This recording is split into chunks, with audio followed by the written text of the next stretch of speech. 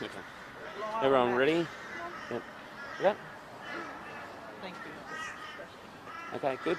Excellent. Just waiting for everyone else. Yep, excellent. Okay. Oh, well, good morning to everyone, and good morning to everyone joining us on the live stream. Very exciting day for the Queensland Police Service, because today we announced the contract's been finalised for the latest state-of-the-art body protection for them. This is a unique piece of equipment for the Queensland Police Service. It's actually unique in the world. It's been developed here locally. It will be rolled out very quickly to our front line and supports obviously the safety of our police officers here in Queensland. Been a lot of work that's gone into the design of this, and I wanted to particularly acknowledge Lyle and the team who have been involved in developing the product, trialling the product, and now of course finalising the tender for the supply of this product. This is one of the biggest purchases of police safety equipment in the world. In fact, I'm told it is the biggest. We'll be purchasing 12,000 of these body-worn protective vests, and these vests will be rolled out over the next 12 months to every single police officer here in Queensland. We'll provide the latest protection for them, provide them with stab and spike protection, ballistic qualities, so ballistic protections, as well as also being appropriately designed to distribute the weight that is on the vests that police officers carry, so their body-worn cameras and all the other equipment that they need. Also incorporates reflective qualities to keep them safe when they're out and about. This is an extraordinary commitment in the front line. It is an extraordinary commitment of the government. It was actually an election commitment that we made to provide over $20 million to the Queensland Police Service to support the rollout and development of these vests. And I know from talking to Lyle and other officers, they are very, very excited about this product. Not only excited for what it does to help them with their job, but obviously excited around the peace of mind that it provides to them, their colleagues and their families around keeping them as safe as possible. And it of course is a reflection of the government's commitment to the Queensland Police Service and community safety that we are supporting not only the development of this unique product but also the rollout of it, the biggest supply of vests of its kind in the world. So can I acknowledge Lyle once again and the team for his hard work in developing the prototype, trialling it and rolling it out. We look forward to seeing these vests on police officers right across the state. I'll now hand over to the Commissioner to talk a bit more about how exciting this is for the front line. Thank you, Minister, and thanks everyone here this morning. Well, the ILBV is an integrated load-bearing vest, as we call it. It is the state-of-the-art technology, some of the best safety equipment for our officers on the front line. And I think when we talk about this, and I discuss it with my fellow commissioners, we're the envy of many states at the moment. We will get very shortly for you to have a look at how the technology works. It is pretty amazing. It's been tested for many, many years. It is, as you can see, has all the equipment on it, perfectly positioned, but as was alluded to, the best part about it is the safety attached to it and the technology built into it. It will be rolled out to all police officers over the next 12 months. It will take 12 months because it's personally fitted, and we're obviously rolling out 12,000 of them. I would like to thank the team for their heavy investment. This has been trialled in every part of our state, and as you know, our state is very different in the top of the state to the bottom of the state, different environmental conditions, different climatic conditions, so it had to be tested in all of those areas. It will be compulsory to wear, so if you are fitted with one of these, you wear one of these because it is for your safety and your protection. I also want to shout out to the police union who had a lot to do with this as well, to push it with the organisation and for government to fund it. As I say, one of the best pieces of equipment in the world, and looking forward to the rollout, which will start in earnest very shortly. Matt, do you want to say anything in a while? Thanks. Sure. Assistant Commissioner Matthew Vanderbilt from the Organisational Capability Command. Thank you, Minister and Commissioner. I too thank the government, particularly, and the Queensland Police Union for their support for this product. This is the end of what has been a global journey to find and to source this product. We've been out to a range of places around the world to look at their products, and we can stand here with a high degree of assurance and comfort that this is the best that you can get. Going out for an integrated load-bearing vest might sound simple, But in reality, we have climates which can run from -5 degrees in winter through to the wet tropics up in the Torres Strait.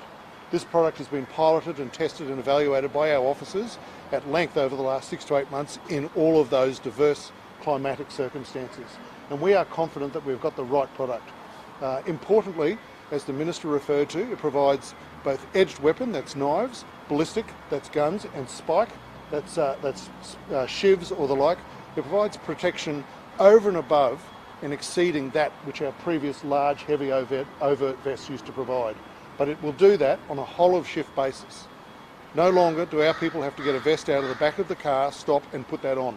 They'll be protected at all times, and they'll be protected against all of the uncertainties that policing in dynamic environments can bring. Also, part of our specification has been not only the wearability, but to shed the weight of the device across the whole of the torso to actually improve the whole-of-shift comfort of the device. I commend also Acting Senior Sergeant Manthey and his work and his team for this. We'll make Lyle available to you to ask any number of technical questions which we'll be able to answer. So thank you, Minister, and thank you, Commissioner. Does people want to hear from Lyle first? Yeah. Lyle, do you want to give a rundown and then get some questions? Like some of the highlights? Okay. Just step forward a bit. Step forward. My first name is Lyle, L-I-S-L-E. Surname's Manthey, M-A-N-T-H-E-Y. Acting Senior Sergeant. Yeah. When it's fully configured, as I have it here now with the hard plate, it's just under 6 kilos. So we've had to work very hard to offset the fact that it's inherently heavier than our load-bearing vests as we have it right now, and that's because it's got its soft armour capability. So, as mentioned by the Assistant Commissioner there before, we've worked very hard to make sure that the design makes it feel more comfortable. There is that perception sometimes that something feels a little bit heavier than what it is because it's not comfortable. So instead of just hanging on your shoulders, this actually wraps around you, which in itself may not sound all that comfortable, but it is actually very comfortable. It's not uncommon for our trial participants to pick it up when it's fully configured and say, gee, that feels heavy, but then they put it on and say the opposite. It feels very comfortable.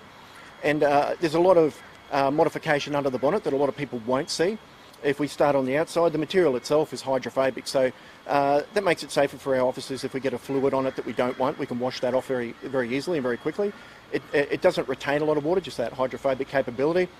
It's got phase change material, which helps us at a molecular level swap the temperature inside and out. So it helps us moderate our body temperature and enhance our natural thermoregulatory processes. So it's got spaces inside it, strategically angled so that we maximise the air escape. Those spaces, in fact, were developed by NASA, so they have no weight whatsoever, but they're quite comfortable. We worked very heavily with the manufacturer to ensure that we had those spaces perfectly designed to increase that comfort. Something that we've experienced before with an injured officer was where there was difficulty with the ambulance and paramedics to remove the load-bearing vest. It's particularly officer sustained a lung puncture, so it's very difficult for him to have to sit up and take the whole thing off. So we do have quick-release tubes, so we can just pop them off. There are quick-release tubes that we'll be socialising with the Queensland Ambulance Service to ensure that they know that they can pop the shoulders off, pop these tubes out, and the whole piece just comes straight off. So one of the other features that we've incorporated into this integrated vest is that I can remove the soft armour out of the side. So it's quite simple. That's that tube that I talked about before. I can remove the soft armour, and that's actually the soft armour. It might be quite surprising to a lot of people to find that that actually stops the edge weapon attack. So 2 types of edge weapon according to the National Institute of Justice, who are the regulatory body. Also spike, as well as our 40 calibre round.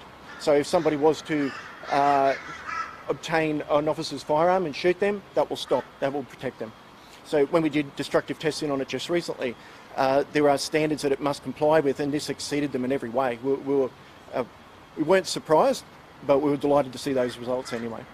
So inside that we also have the hard plate, which also protects us against what we call blue on blue, the injury that might be sustained if somebody gets our rifle from us. And the hard plate, which is level 3 and then level 3 plus when used in company with the level 3A soft armour, that will protect us against our 223 round and our 556 rifle. So it's a very impressive ballistic capability. It is difficult to try and get soft armour that is soft and comfortable like that. In fact, 4 years ago we couldn't find any in the market, so the manufacturers have really stepped up to the plate, and we're delighted that it has been so comfortable. So there is a balance with how much we could put into it without creating a problem with increased weight. And as mentioned there before, we have the essential accoutrements here, but nothing more. We want to ensure that police officers, there is some controls around what they can attach to it. Police officers, just in general, they're inclined to carry more gear, particularly if you're doing foot patrols. They'll want to carry more and more equipment, and that's not safe for them with their back and so forth, particularly, as mentioned before, they're wearing it all day, every day. So we've limited how much they can carry, but back to the essentials, and we can distribute that quite evenly and safely across our body, as well as utilising our accoutrement belt. With that, we've got the new body-worn camera that's mounted on there. We've nominated a particular spot there that's not obscured if we were to put our hands out in front of us, where we may have experienced before with different body types of officers and different mounting positions. This also has a different mounting capability. If I was at a crime scene and I wanted to obtain footage off the ground, I can mount that and I can swivel around and I don't have to manipulate it any further than that. In addition to that, that also caters for different height officers. Perhaps I might be doing RBT, and just a static RBT, and I might want to angle it down just to make sure that I'm capturing optimal footage there. So the high visibility capability, I'll just put that in my pocket. High visibility capability, we've got a modified vest here. There is a torso piece that I can place over the front, which is in my pocket. That allows us to maintain a full standard front visibility to comply with Australian standards. As you see here, the 3/4 is probably going to be the most popular configuration we'd find our members wearing it. That would be for a safe night precinct and so on. So continuing on, actually.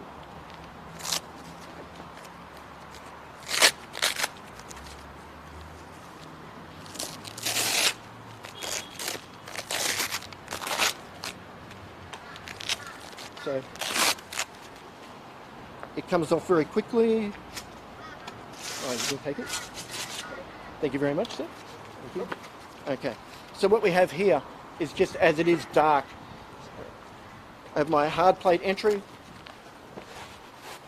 It's my hard armour plate, significantly lighter and thinner than what we've previously had.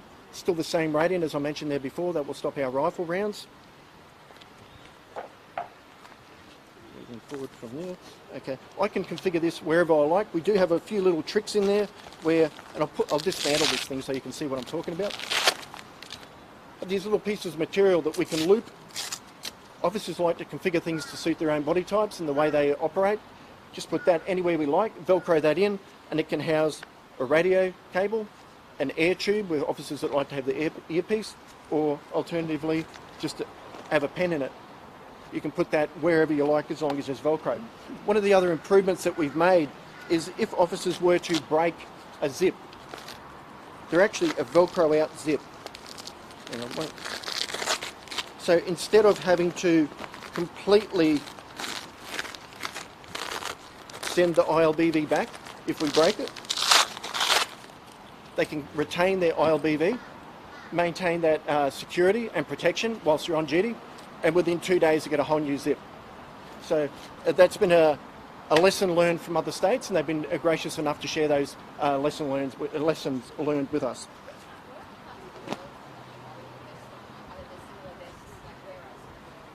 Did we model it off? Yeah. We drew most of our ideas, in fact, from the front line. So we did a lot of frontline engagement around the state with officers to find out what worked and what didn't work. So instead of, I guess historically we've gone out to market and seen what was there. We looked at what the problems were, and then we went looking to see who was catering for that. So in answer to your question, we didn't really draw inspiration from anybody in the industry. A few years ago when we did a bit of a proof of concept to see what was out there, most of the industry openly acknowledged that we were asking for a unicorn. And we were resolute in what we were asking for, and we asked them to make it and come back to the table, which they did do. So further to your question, we did work with the military. So they have a lot of smaller style, we call it a vest, but it's actually a carrier, integrated load bearing vest, but it's a carrier. They will have a smaller one, which is really just the size of the hard armour plate, and that's all it is. So ours is kind of like a hybrid between that and our old style vest, where we've reduced it and mimicked some of the properties that they had, particularly long-range reconnaissance patrols where they needed increased mobility, wanted to maximise their longevity of their deployment variables.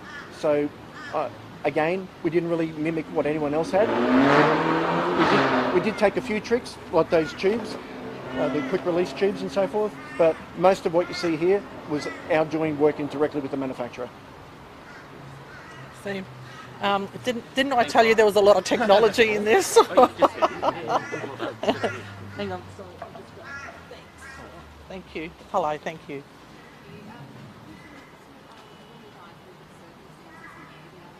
Yeah.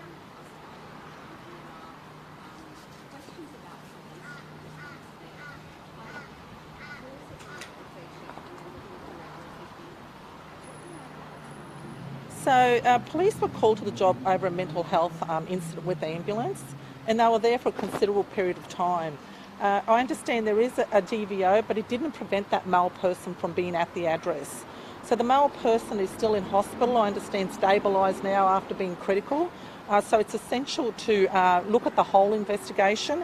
Obviously, when something like that occurs, ethical standards is involved. There is also a homicide investigation in place. So that's it at the moment. I just think we need time now to work through what all of the circumstances were.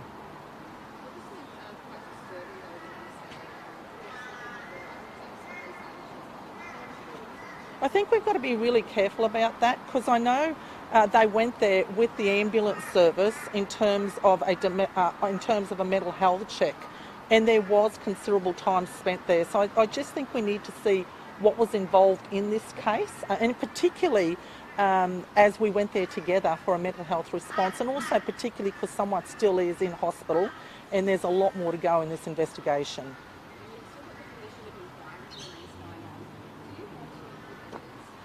Yes, I am. I actually am giving evidence this Thursday. I think it's actually important that I get evidence. Sorry.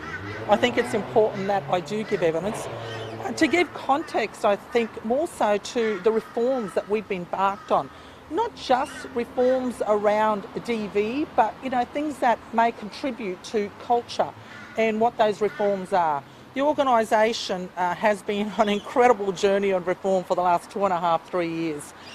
In what, as you know, has been an incredibly difficult period with responding to COVID as well. So where I'd like those reforms to have been, I would say that we're probably 18 months, if not 12 months behind. But I'm confident, though, now that COVID's out of the way as much as it can be, that we're well on way to delivering those reforms.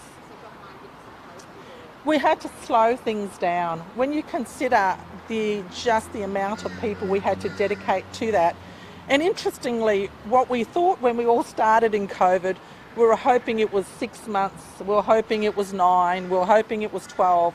When I look at the response that we had from when we stood up to when we closed our response down, it was nearly 2 years. So when you take significant people out of the areas that you want to reform, and in many instances we couldn't even come together, so it really did slow some of that down. But when I talk about reform, it's it is training, it is, but it's more than that. It's redefining how you deliver your services, and we're doing that through our service delivery program.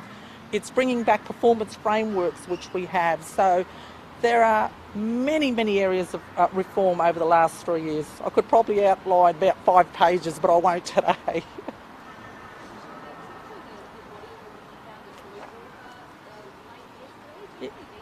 So late yesterday afternoon, a couple of young boys were in there riding, and unfortunately came across a dead woman that we're now investigating. Early days, investigation has been set up, and as I said, early days, and that's all I've got at the moment.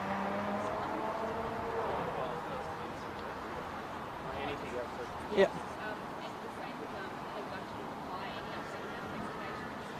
So no further update.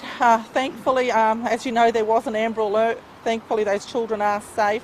That person that we want to speak to wasn't really there as a result of an abduction of the children. It was a breach around DV, and obviously concern for that person's welfare as well. So two-pronged really about, that breach as well as his own welfare.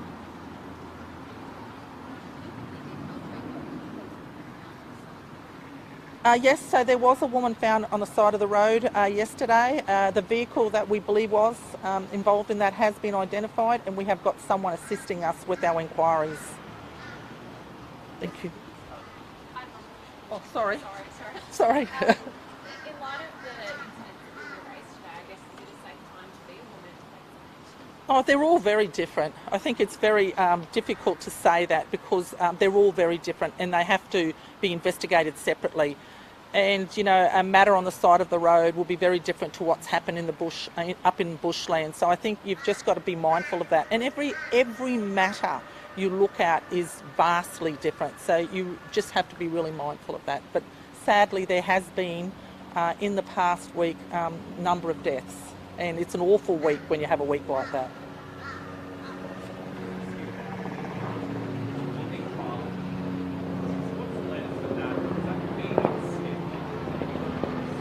Yeah. So the legislation to establish the trial of wanding is still valid, still ongoing. It was 2 years of legislation with a review after 12 months. That review is currently being conducted by Griffith University. We haven't received the final report yet, but I understand the review's almost finished.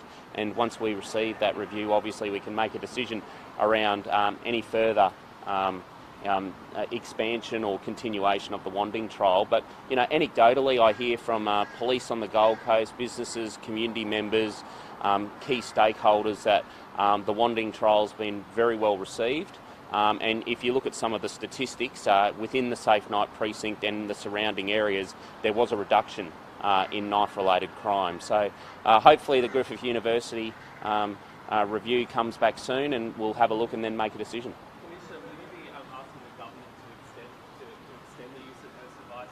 No, thanks for that question. I do want to see the review because reviews are incredibly important, not only about, you know, the successes that we're talking about, but how you know, business is being conducted.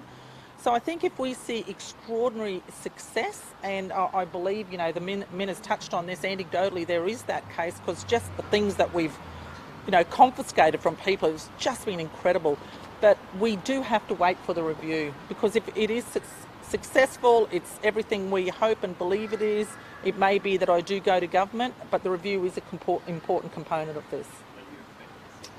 Well, we're working with Griffith, and reviews aren't like automatic. We go back and forward to make sure that our data is right, to make sure that the evaluation is the way that we, you know, everyone needs to conduct it and it's independent. So I think those things are really important. But I'm hoping in the next few weeks that we will be able to have a discussion about what the review says.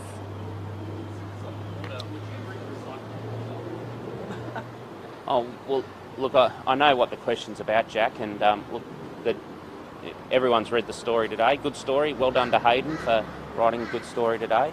But the government, you know, obviously has a plan around the use of water at the moment. It's a clear plan. The dams are at 90%. There's no change foreshadowed to that plan at the moment.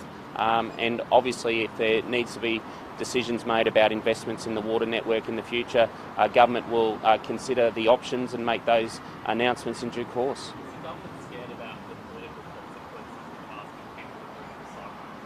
Oh, I don't think it's anything to do with that, Jack. The dams are full at the moment. They're at 90%, and we've got a plan in place. It's a solid plan. Why is there a need to build this desalination plant at the same time? Oh, well, I'm not aware of any decision on that.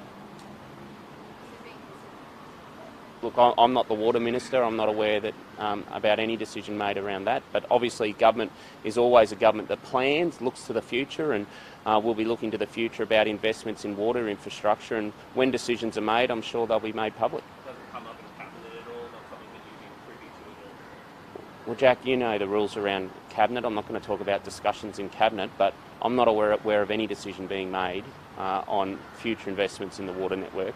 But there's a plan in place. It's a solid plan. The dams are almost full, and if government needs to make decisions around investments in the water grid moving forward, it will make those decisions and make them public. Are these vests being deployed as in response to a spike in police assaults, or is this the way this has been planned for a number of years? No, this has been part of our plans, and you can see how much work's gone into it. Obviously, we want to make sure our officers are as safe as possible, and this product will dramatically increase the safety for our officers. So Queensland Police Union has worked very closely with the police service and the government around making sure that we develop this product, It's a unique product. You've seen all the work that's gone into it. It's got to be fit for purpose here in Queensland. Government made an election commitment at the last election around funding these vests, and obviously we're very excited now that the tender's been finalised and the rollout will start, and they'll be delivered over the next 12 months. Where are they being manufactured? Well, there's many different component pieces, but it is an Australian-based supplier, and those component pieces get put together and obviously then distributed. I haven't been asked to give evidence at this point. Look, the Commission of Inquiry has a specific focus around, the operational work of the Queensland Police Service. Rightly so, they're hearing from operational people around that. Obviously, the government has a keen focus on ensuring our systems are the best possible systems. And let me just, make one thing very clear is, we've got a great police service here in Queensland. Our officers work very hard every single day. And I fundamentally believe every single officer wants to ensure they do the best job they can every day and protect the most people that they can. But if you need to improve systems, the Commission of Inquiry will look at all those systems, make some recommendations, and obviously we're keen to build the best possible police service we can here in Queensland.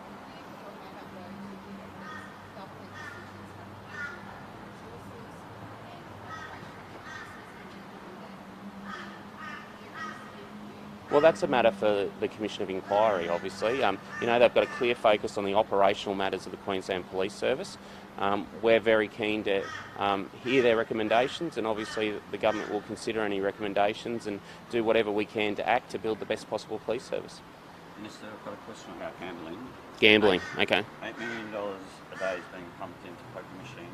Is the government doing enough to minimise the harm of gambling in this state? Yeah. Well, the government's working in partnership, obviously, with industry and stakeholders around supporting people and any addiction they might have. It's not just gambling addiction that the government focuses on, it's a broad range of addictions. Obviously, gambling addiction is a serious matter, and if people need help, there's services available for them to access. Okay. Thank you. Thank you. Thanks. Next time we'll choose somewhere less cold. On all